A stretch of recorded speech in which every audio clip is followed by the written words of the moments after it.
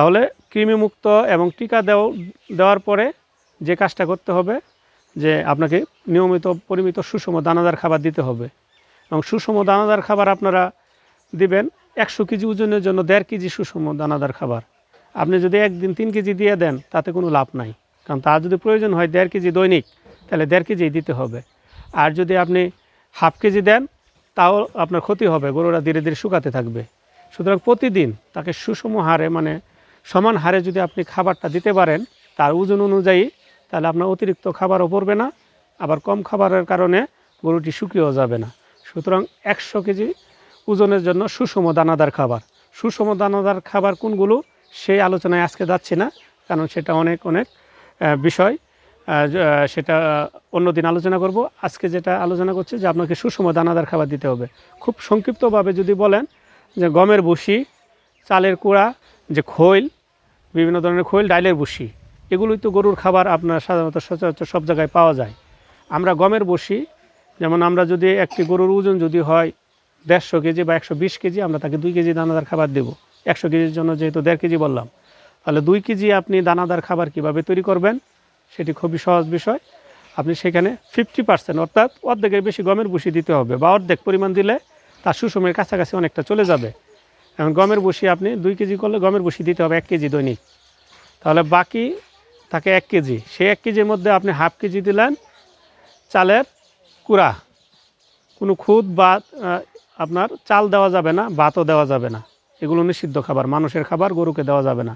কিন্তু আপনার ধানের কুড়া বা চালের কুড়া সেটা দেওয়া যাবে, পলিশ দেওয়া যাবে, সেটা হাফ কেজি দিলেন।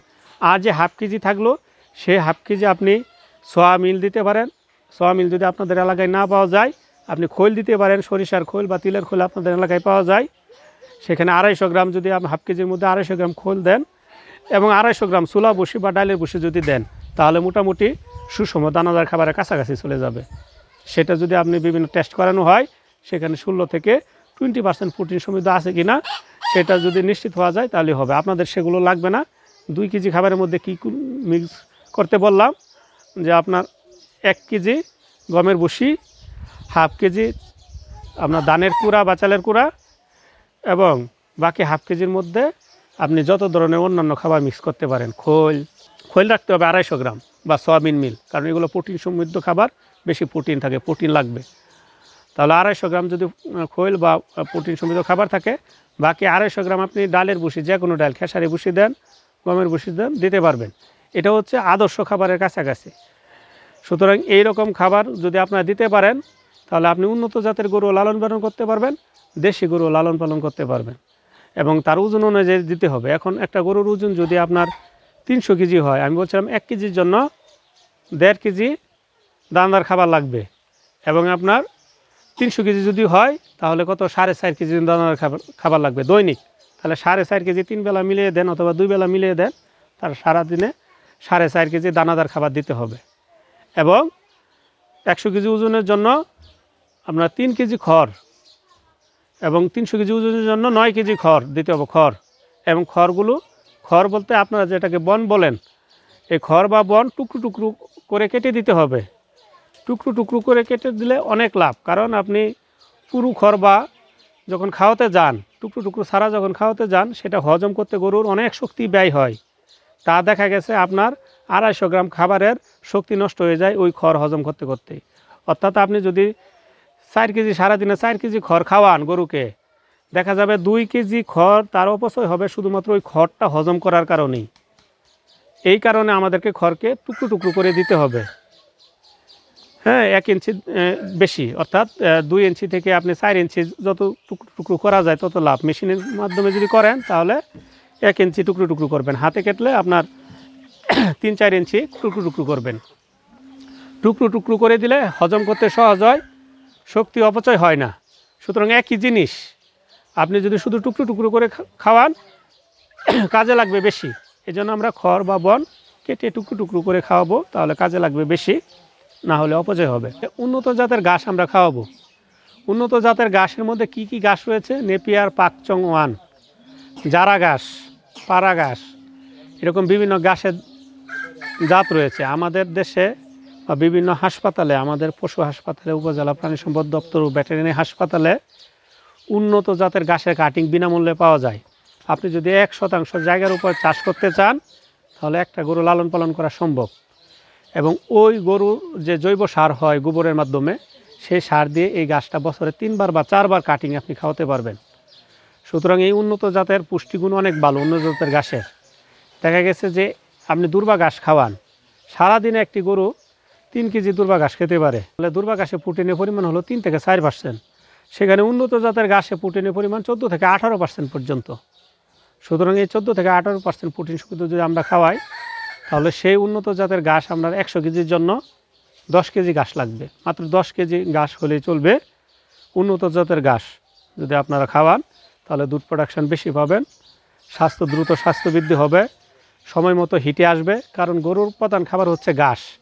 মানুষের যেমন প্রধান খাবার হচ্ছে ভাত এবং গম, এরকমভাবে গরুর প্রধান খাবার হচ্ছে যে ঘাস, এবং তাকে ঘাস দিতে হবে। তা না হলে তার বিভিন্ন ধরনের রোগবালাই, বিভিন্ন পুষ্টি ঘাটতি দেখা দিবে। তাহলে 100 কেজির জন্য 10 কেজি ঘাস দিব আমরা, 300 কেজি হলে 30 কেজি। এবং যেহেতু গাভী পালন নিয়ে আলোচনা করছি, আপনি যখন 17 লিটার বা 20 লিটার দুধের একটা বাছুর হবে, তখন তার খাবারটা কেমন হবে, এবং উন্নত জাতের 20 লিটার দুধের গরুর খাবারটা কেমন হবে।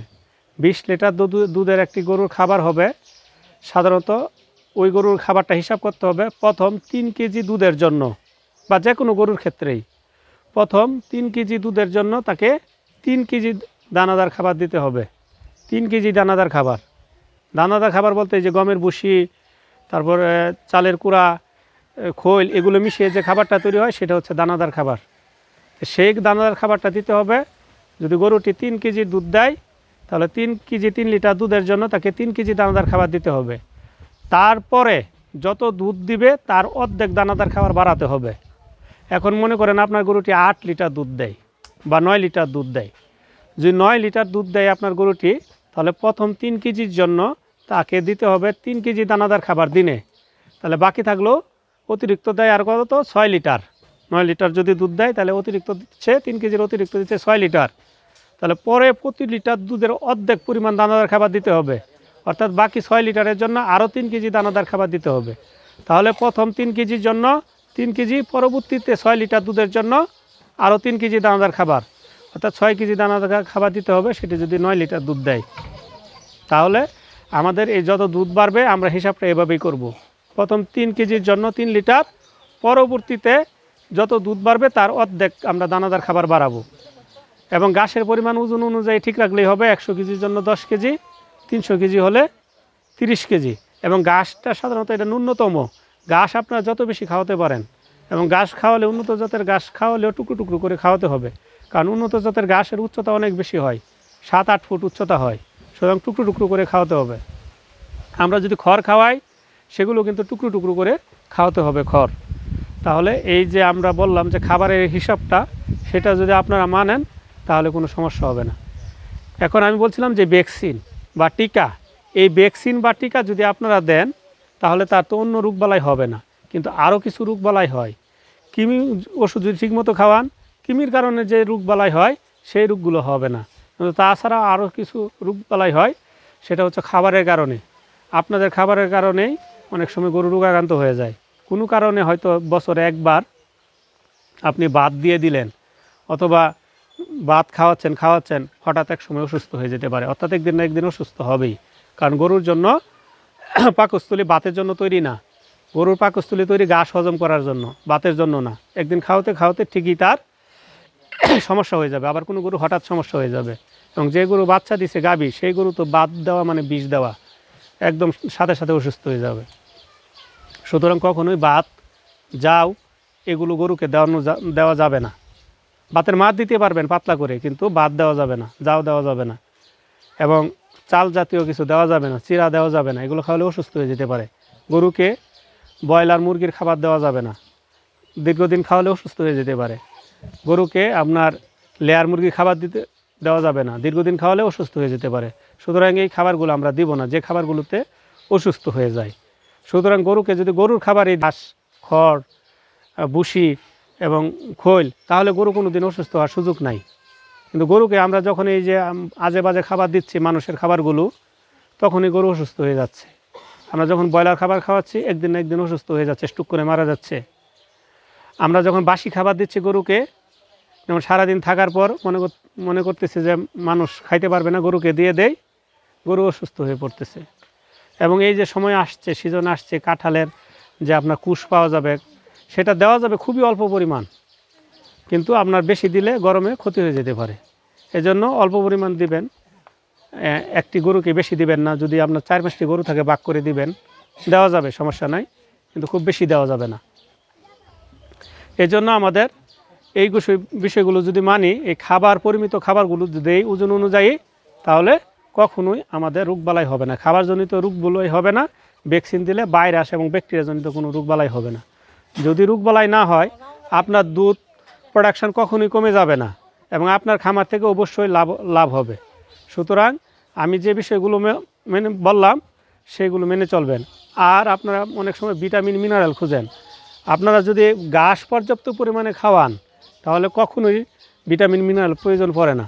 সারাদিন যদি ঘাস খায়, অথবা আপনারা যদি উন্নত জাতের ঘাসের চাষ করেন, তাহলে তা বাজার থেকে কিনে ভিটামিন মিনারেল খাওয়াতে হবে না, শুধুমাত্র কৃমি ওষুধ খাওয়াবেন, তারপর সময়ে সময়ে ভ্যাকসিন দিবেন। তাহলে আপনার এই বিষয়গুলো সহজেই আপনার সুন্দরভাবে গাভী লালন পালন করা যাবে, কোনো লস হবে না। যেভাবে বললাম, উন্নত জাতের গাভী লালন পালন করতে পারবেন। গাভী পালন বিষয়ে আজ এই পর্যন্তই। সকলে ভালো থাকুন, সুস্থ থাকুন, এই আশাবাদ ব্যক্ত করে এখানে শেষ করছি।